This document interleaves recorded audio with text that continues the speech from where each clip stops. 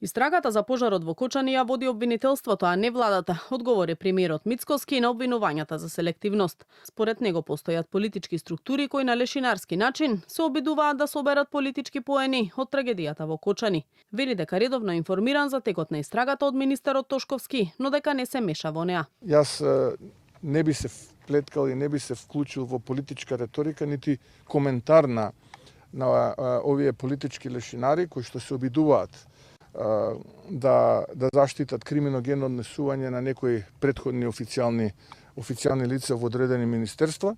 Едноставно, обвинителството е тоа, понатаму судовите, кога ќе се отпочне официјално процесот, обвинение кога ќе има и така натаму, се тие кои што треба да го кажат својот последен збор. Јас нема да се мешам во истрагата, така реков од првиот момент, нити па сум се јавил на телефон, нити па сум комуницирал со некој обвинителството, затоа што да не излезе дека еве премиерот врши притисоци во истрагата и така натаму. Премиерот најави дека лично ќе се сретне со родителите на загинатите и повредените од Кочани и дека членовите на неговиот кабинет се во постојана комуникација со семејствата.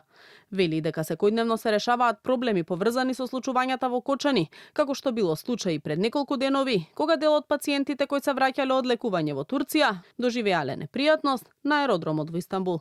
Дечињата кои што се враќа пред 2-3 дена од Анкара, кои што има непријатна ситуација на аеродромот во Истанбул, лично разговарав со еден од родителите, со луѓето од најблиската околина и лично со претседателот Ердоган, се среди целата работа. Јас се што можам ќе сторам и ќе разговарам лично со родителите и на повредените, но и на тие кои што трагично ги загубија своите најмили. А по најавите од Ахмети, доколку екс-министерот за економија Бектеши биде обвинет за пожарот во Кочани, ќе излезат на улица и ќе ги поддржат протестите на семејствата на загинатите, пошто ќе немало враќање.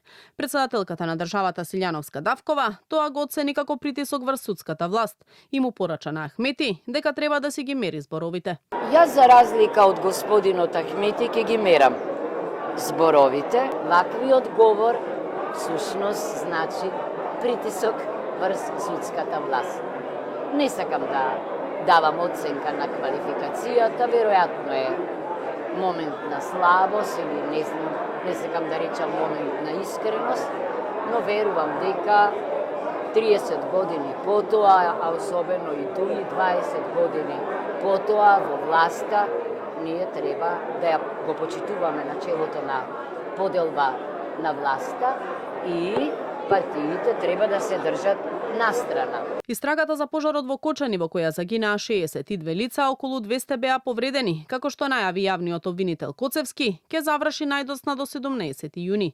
Моментално истрагата се води за тешки дела против општата сигурност, за што осомничени се скоро 70 луѓе. Но опозицијата секојдневно обвинува дека таа се води селективно и дека се штитат актуелни функционери во МВР институциите.